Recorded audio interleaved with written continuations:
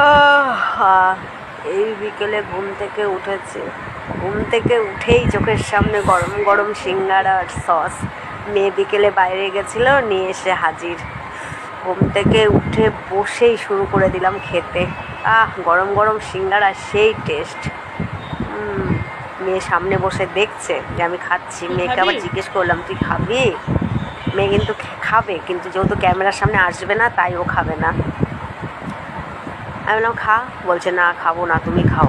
ঠিক আছে, খাবি না তো খাবি না। আমি খাওয়া শুরু করে দিলাম, দেখছে তাকিয়ে আছে। আর একবার জিজ্ঞেস করলাম খা, তো বলছে না খাবো না। যাই হোক, না খেলো। গরম গরম সিঙ্গারা সেই টেস্ট।